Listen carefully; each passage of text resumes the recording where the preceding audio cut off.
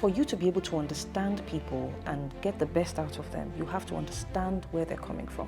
So as an HR practitioner, you're supposed to be a custodian of the policies. Over and above, people need to know that their relationship with you is not just about the job. They need to know, they don't care how much you know, they just want to know how much you care. As an HR practitioner, you will encounter different people.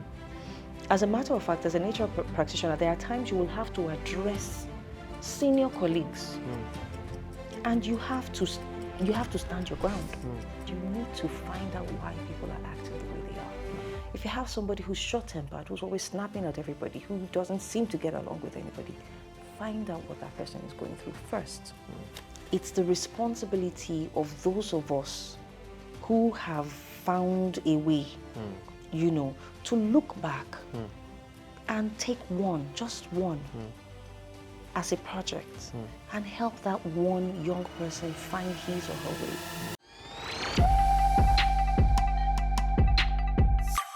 Hi guys, welcome to yet another episode of Stories and Journeys, where we explore the transformative power of learning, growth, and resilience.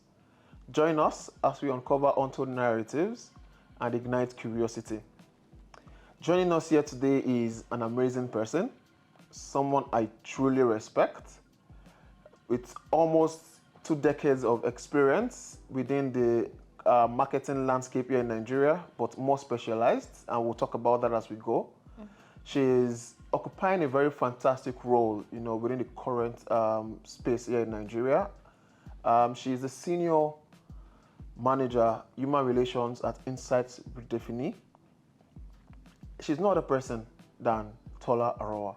Hi, Tola. Hi, how are you? I'm okay. It's really nice seeing you again. Same here. I'm so excited to see you as well. I think it's been years. I want to say thank you so much for accepting the invitation. We're very honored to have you here. I'm honored to be on your show. Thank you so much. Yeah, so we'll get straight to it. Right. Looking at what you do, you deal with people on a daily basis. And it's quite interesting. It is.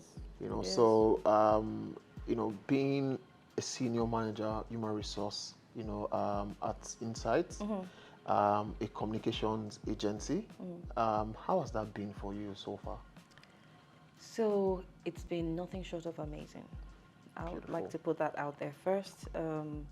And then when you take a deeper look, so when you talk about an organization and you look at the resources, so you have the capital and you have the technology and you have, well, for manufacturing, you have machines, right? Human resource is like the most challenging of the resources to work with. And that's because first, these are human beings, different temperaments, different characters, expectations, and you have the responsibility of bringing all the different characters together and making magic with them. So you have a short-tempered person, then you have the not so patient person, then you have the person who really likes to take his time, you have the choleric, and you have to have an understanding of all of those emotions and all of those personality types. And you have the responsibility of bringing them together in one space and getting them to be productive. It's a lot, but it's amazing. It's truly amazing. I wouldn't do anything else.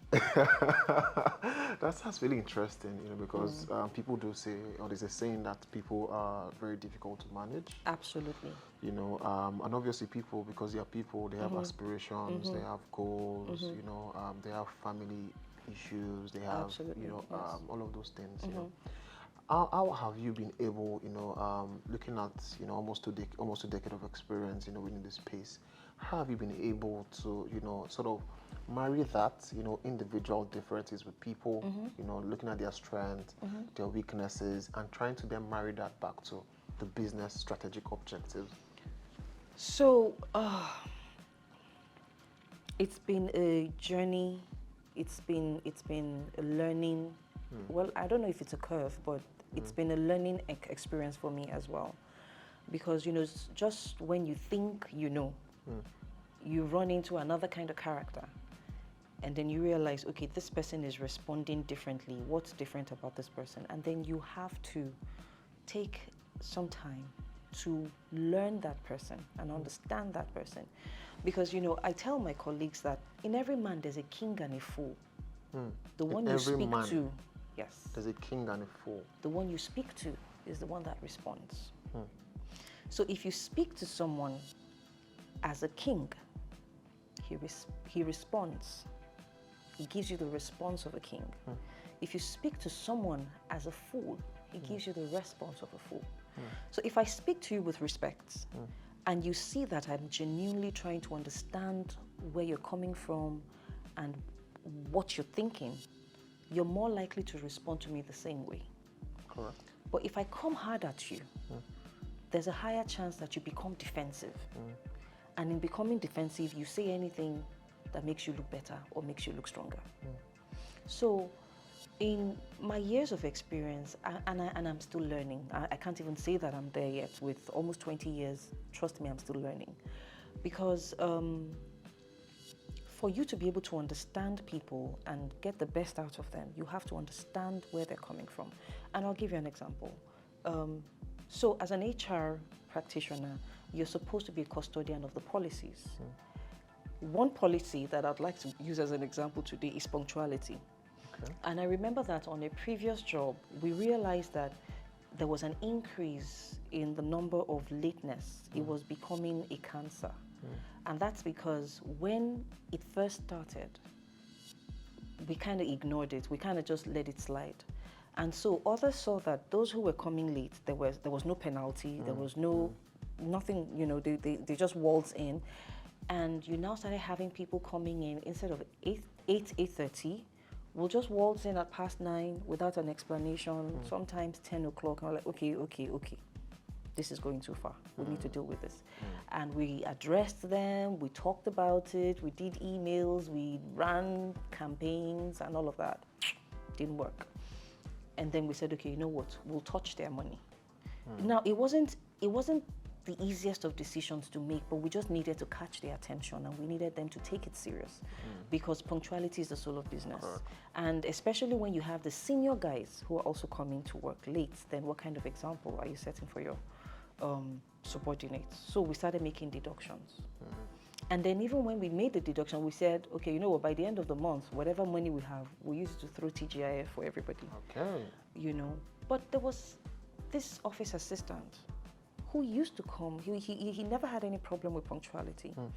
And then suddenly he was coming to work late and we didn't understand it and we thought, oh, you have joined bad gang, But thankfully, it took pulling him aside. And then unfortunately, he's one of those people who, he doesn't talk much. He would rather just die in silence. And so I pulled him aside and I'm like, look, I've been talking to you about this lateness. What exactly is going on? And he kept saying, nothing, man. Until one day I probed and I was able to, until I struck gold, and eventually I got across to him. And he opened up to me. This guy was having an accommodation problem with his family. This guy was sleeping on a counter in front of a shop. So when the shop closes, he would pull the counter, and use it to hold the door and sleep on the counter. This guy had no roof over his head. And we were all oblivious of what he was going through. So sometimes, you really need to just, yes, you're the custodian of the policies and all of that, but there's a reason why people act the way they do. And your job is not done until you find out. Now, I understand that the journey to finding out the reason why they're acting the way they're acting can be a long, tiring one, especially when people choose not to open up. And that's also understandable because people don't want to tell you their secrets until they're sure that they can trust you. So, but first of, as HR practitioners, you need to find out why people are acting the way they are. If you have somebody who's short-tempered, who's always snapping at everybody, who doesn't seem to get along with anybody, find out what that person is going through first. That person probably needs help, but that person probably needs to unbottle something. Then you can begin to help the person. You might need to refer the person for a therapy. You might need to give some concession. Why don't you take 1 or 2 days off? Just go and, deal with this. Let me know if there's any other way we can help you. But over and above, people need to know that their relationship with you is not just about the job. They need to know. They don't care how much you know. They just want to know how much you care. Correct. So I think it's one of the learnings that has helped me to excel in my profession. And by God's grace, I think one of the things that also works for me is that people find it very easy to talk to me. People can just walk up to me and say, okay, Tola, I want to speak to you as Tola. Then when I'm done, you can tell me if I should speak to you as HR. I mean, I have colleagues telling me when they're going on interviews, as against having to lie that they are sick or they are taking their mother to the hospital. I'm that approachable. And it has really helped me, because then it helps me to work with people and get the best out of them. Beautiful, beautiful. That story is quite touching, of that person, Yes. that had to go through that challenge, I mean, looking at what you do, right? There's so much of empathy that is required. Absolutely. To do that, But I will check in on a few things around how you ended up finding your path to HR. So things like what were those values, those principles, that you think formed you and that's been helpful to you now? Okay, I think early in life, I realized that I wanted to be independent. I struggled every time I had to go, as far back as secondary school. I struggled with having to ask my parents for money. I mean, maybe because I saw that they were trying their best, right? So I wasn't going to add anything extra. I wasn't going to give them extra stress. So very early in life, I wanted to be independent. I wanted to be able to make money. I wanted to be accountable. So my dad then would give us our allowance weekly, sometimes monthly. And I wanted to be intentional about what I did with my money. So independence was one of those things I think I learned very early in life. Communication is another thing I think I learned. I have always liked the English language. So I would... I had a bit of a caustic mouth when I was younger, so it didn't take too much, to rile me up, and then before you know what's happening, I'm all over you. So I would study the dictionary, and when I encounter a word that describes maybe an animal or something, and I said, man, this thing must be really ugly, I have to practice it. So the next person that crosses my path, you get it, I just use it, and but as I grew, I realized that I could channel that strength to something more positive.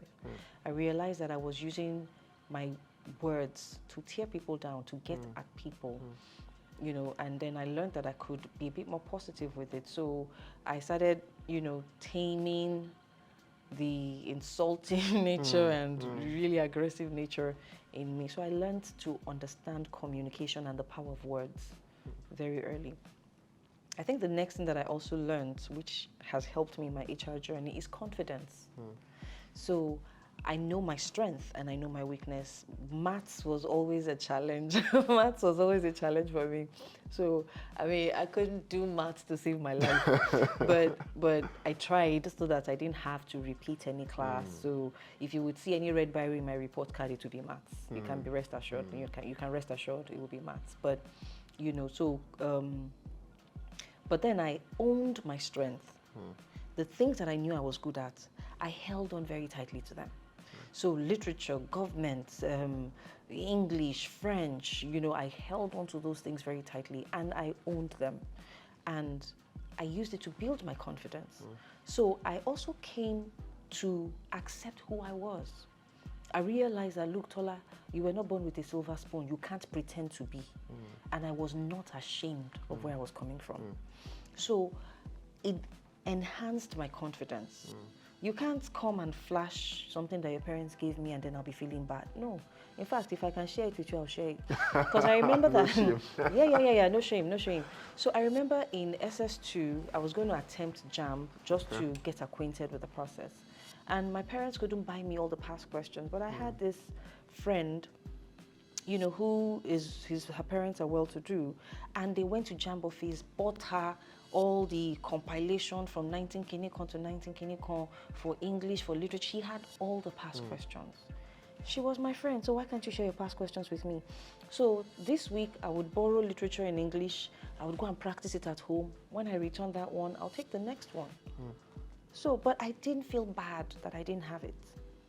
And God helped me to build confidence. So those were three things that I know, I was able to learn at an early stage in life, and it has helped me in HR, independence, communication, and confidence. Because as an HR practitioner, you will encounter different people. As a matter of fact, as an HR practitioner, there are times you will have to address senior colleagues, and you have to stand your ground. You would respectfully tell them what it is, but you have to do it with confidence. You can't do it with your tail between your legs, even though they are senior colleagues. So those are three things that I think have really helped me. Beautiful. Thank you so much for sharing. I think it sort of dovetails very nicely to something I want to talk about next. Which is around, a general saying that people say that HR people are for the organization, they're for the establishment, but how have you been able to, leverage empathy, to ensure that these people that you've recruited or that are working for the business are happy on the job and the business goals, strategic objectives are still met? So to be honest with you, it's a very precarious position to be. A lot of times management can look at HR and say you are with the people, and then the people will look at you and say, Shibi, you are part of management, you're part of them, But what I have tried to do is to strike a balance. And how do you do that? You understand the language of management. You have to understand the language of management, and you have to understand the language of the people. The language of management is we have a responsibility to make sure that this business survives. So for management, numbers is what matters. The numbers have to make sense, right? So if you're going to go to management to present anything people related, you must have data to support what you're saying. And you must be able to show them that, if we do this, this is how it will impact the business. If we don't do it, this is how it will impact the business. That's the language. Management don't listen to emotions. They're not paid. They're not in that position to listen to emotion. Yes, they understand, and yes, they know people have to be happy, but they have a responsibility to keep that business alive. True. But people, on the other hand, can see that differently. People just know what they want. For example, I just had a baby. My baby is 4 months old, and I can't be closing late. I can't da-da-da-da-da-da-da. So it's HR's job to listen to what the people want. Get your facts, get your data. But don't just take it to management like that. You have to repackage it in the language that management understands, and that's numbers. When you hear something from management, don't just take it to them the way it is, because sometimes it can come across as brash. You can't say it the way management said it to the people. You have to package it in the language that the people will understand.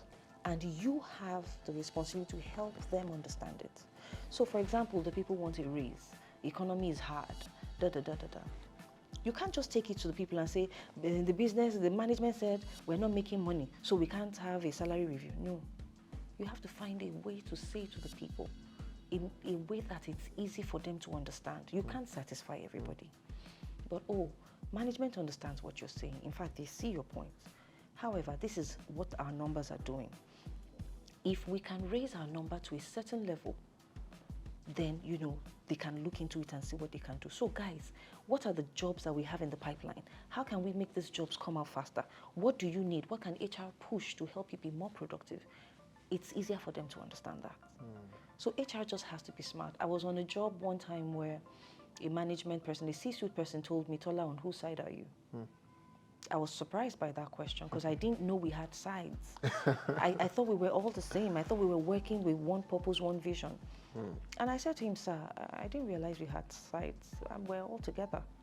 He said, because it looks like you're more of a people person, you're employee champion. They started calling me employee champion. I said, on the contrary, that's not what it is. But the way I'm seeing it is, if your people are happy, they'll do a damn good job. Yeah. When they do a damn good job, the business thrives. Correct. You know, but if your people are not happy, it will reflect on the job. So those are the things that I have been able to do. Yeah, I think that's beautiful because, in most cases, employees will be like HR is taking the management side, don't study HR or anything, just do whatever I need to do and move on. Yes, just... But I think from what you said now, management sees it the other way around, and your job is to then see how to marry both. Absolutely. Sometimes there was a time ago, some time ago, somebody told me, when you see HR coming in the corridor, you go that way. I said, no, I'm not that kind of HR. When you see me in the corridor, give me a high five. Yes, except you're doing something wrong. So if you know you can't give me high five in the corridor, then go and check what you're doing. So you can't run HR like a monster. You can't have people doing things secretly that, like your staff want to organize a party in an apartment outside the office and HR shouldn't know about it. Don't let HR know. No. They should be free to let you know what they're doing, except now they would not want you to know that. But when you find out, then you put your foot down and do the right thing because there's a rule around it. Correct. So that's how, we need to run HR. You have to be, the people have to see you as one of them. They need to trust you, that trust. You can't achieve much without trust. True. And while you're getting the people's trust, it's also important that the business can trust you. Interesting. It's called across as empathy is important. Absolutely. For your type of job, and look at the fact that you also work in the marketing communication industry, I remember, when we were trying to do cans one time like that, you were one of the judges internally, and the feedback was apt, It then comes across to me like, even as an HR, there's the ability to be able to learn, multitask, Yes. How have you been able to grow that muscle? Grow that strength, looking at your career trajectory, your works in the value-added service industry, admin, assistants to the MD and all of those sort of things, HR, legal, company secretary, for lack of a better word. How have you been able to, grow that muscle to be able to learn new skills, take on new challenges? You have to stay hungry. You have to stay hungry. On a previous job, my direct manager was fired and I was retained. And I doubt that it's because I'm better than her. I doubt it. That cannot be the reason. But a couple of other people were also let go. But I believe that one of the reasons why I was retained was because the business saw value added, right? So it was like buy one, get two free for them. So I was hired as HR, but I was also in-house legal. I was also doing admin. Now, I was doing HR for like 4 businesses in the group, inclusive of Ghana and Cameroon. Interesting. Right? So before you fire a person like that, you think twice because you're paying X amount. You know the value of the service is X raised to power something. So it's good for you to keep that person. Now, I have stayed hungry because I know that every challenge that is thrown at me is an opportunity for me to expand my knowledge and improve and be able to give a more robust service wherever I find myself.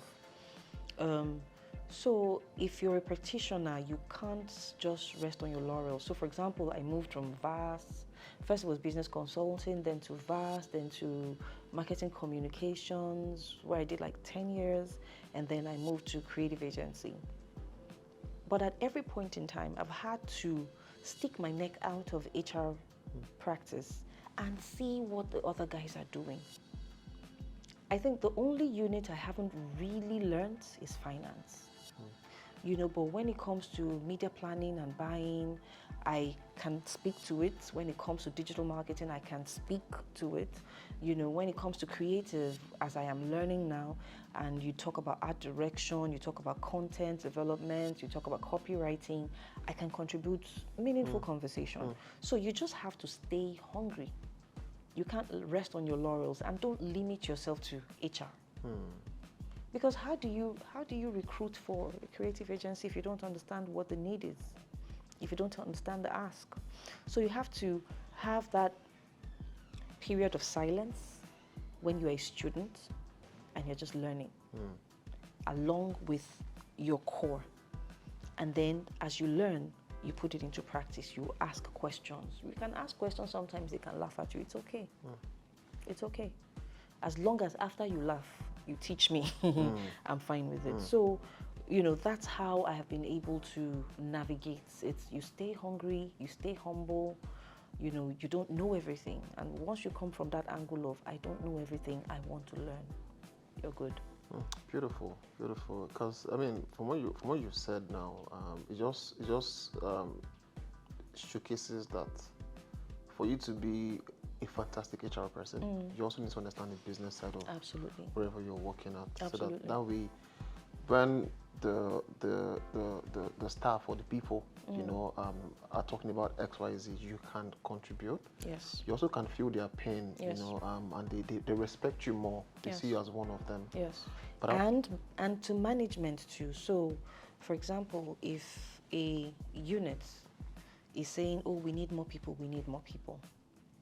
and this is you now finding a balance with management. If you don't understand the business, you can't ask them meaningful questions like, why do you really need more people? How many accounts do you have? What's the value of all the accounts you have in that team? What is your overhead cost? So if a team is handling a business worth, say, 200 million, and your staff cost is already more than 40% of your income as a team, where are we going? So you can now help that team think and say, look, instead of bringing an additional hand, is there a way we can split the responsibilities of that other role and spread it across, and then just maybe add something to everybody's salary? So instead of bringing in an additional hand that will cost you maybe 18 million per annum, can we take 6 to 8 million of that money, give the team members a salary review, and redistribute the work without killing people, of course. Of course, you would look at how it doesn't affect efficiency, it's not going to affect the quality of their work, but they will be happier because they know that along with the additional work you're giving them, there's something coming in. You have saved money for the business, you have made the team happier. That's how you look at it, but you can't give that kind of advice if you don't even understand the business. True. Do you think that all of this experience, insights, do you think, you're able to garner them, as you grew within the space? Were there certain things you were looking out for? Some persons will say mentorship is critical, in such trajectory for career. But what were those things, you think you had picked up, and how were you able to pick up those things, as you go? Because I imagine a junior HR person might not be able to think, at that business level, right? Might not be able to manage certain communication, between management and people and whatnot. How have you been able to manage it as you grew within your career? Okay, so I've had to, like I said, you've got to create room for learning. You've got to create room, you've got to be a good listener.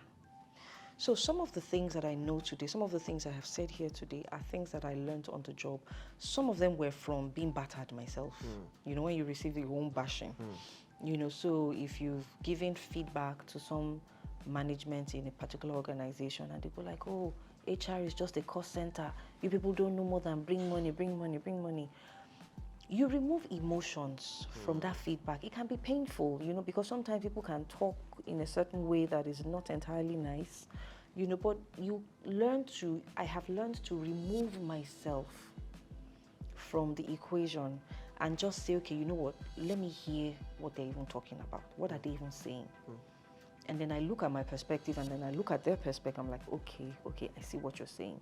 So because I listened, I could understand the pain of management to say, Tola, you can't just be saying we should bring money. Okay, this is where we are as a business. This is where we're supposed to be.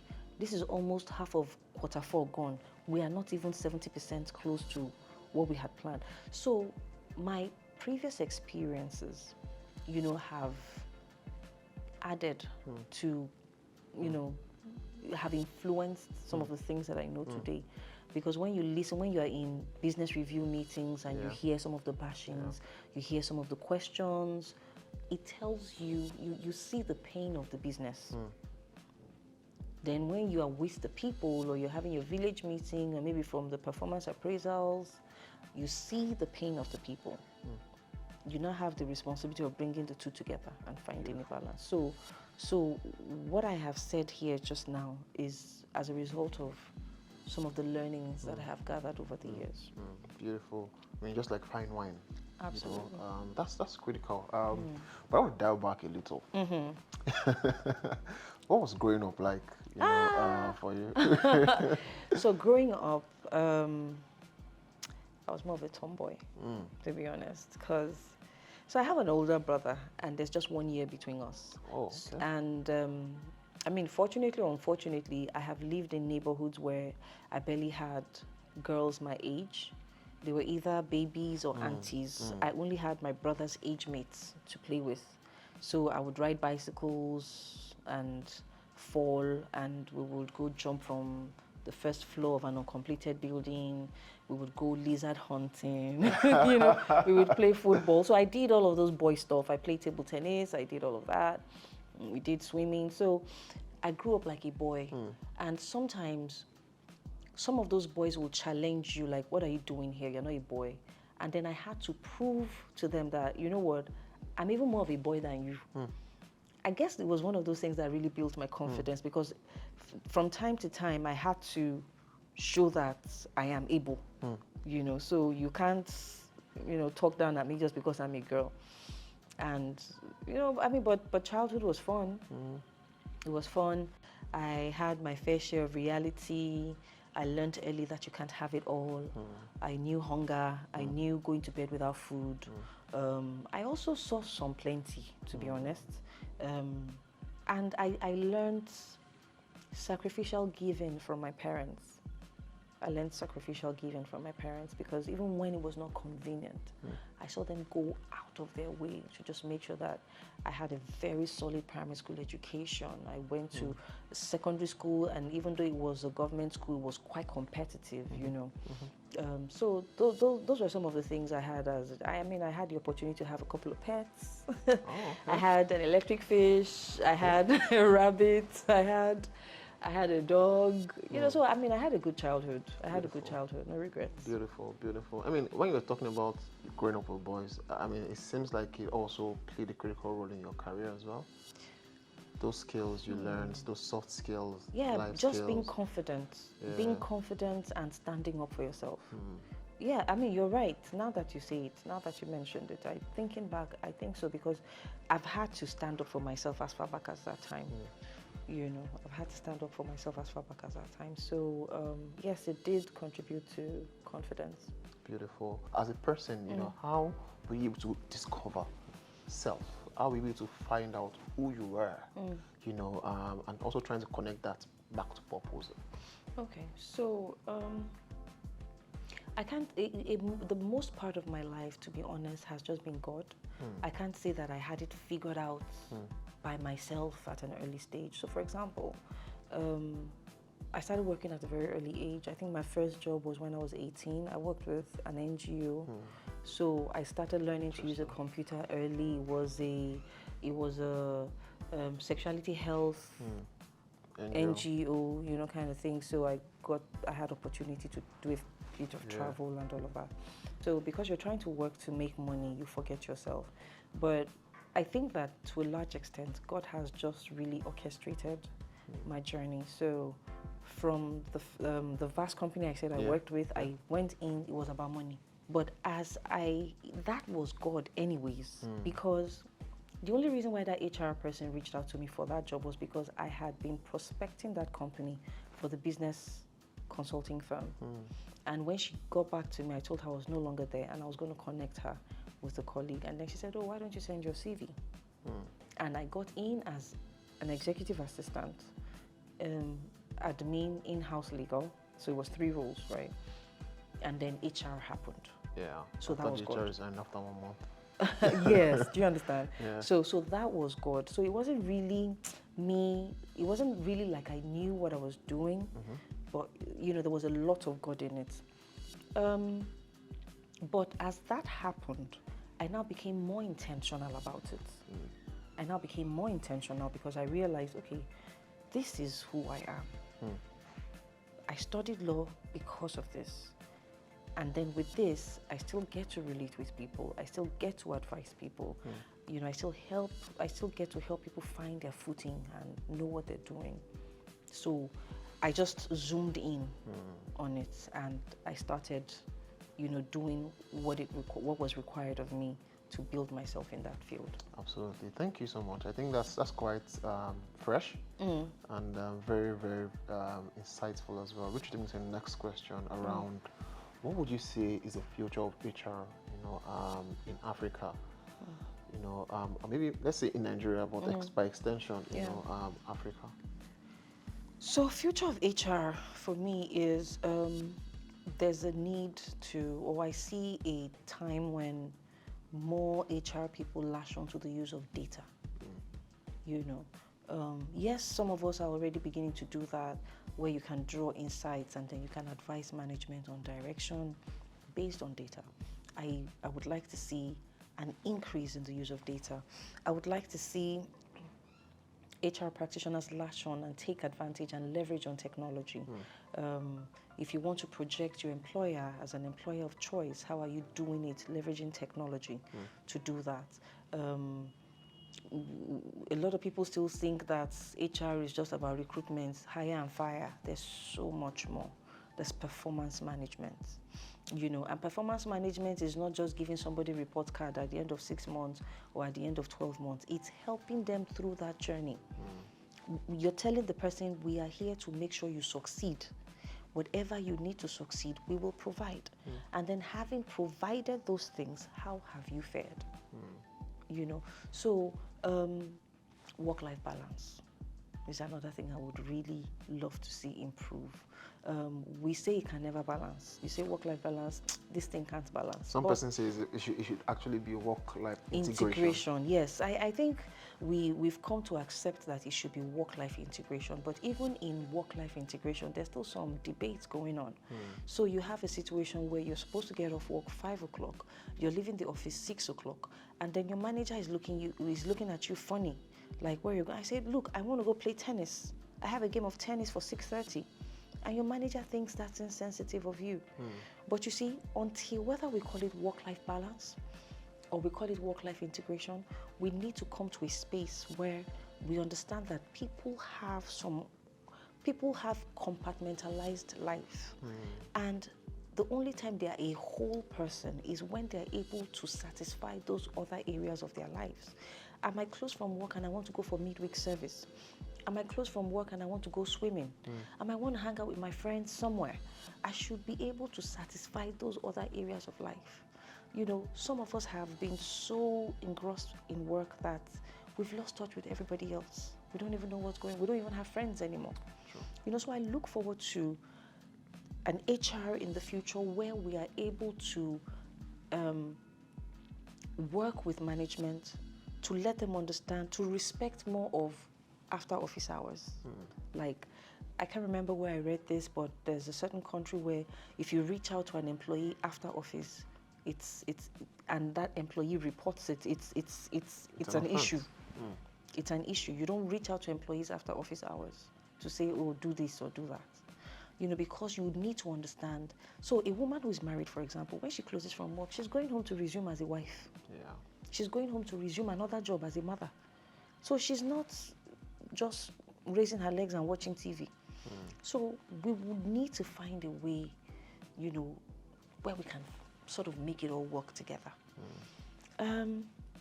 I think another thing I'd like to see change or improve in the future for HR is, especially in Nigeria, is fixing this brain drain. We have an insanely uncomfortable level of brain drain. The talent pool has seriously depleted. So there's a lot of, we're all struggling to fish in the same pool. And now the talents who know what they're doing are in high demand. Because you have Japa. I look forward to Japada. There's Japa. I'm looking forward to Japada, where those that have exodus can't find their way back home. But for them to be able to do that, we need to make sure that there's something to come home to. There's something to come home to. So if we as a people can fix our country, we can fix the problem of brain drain. Thank you so much for sharing, and we're very grateful for your time. We know you're a very busy person. I'm super happy, super happy. The insight you shared has been really insightful for myself, and I'm sure that the audience as well must have learned, a lot from this session. Thank you so much for your time once again. Thank you for having me.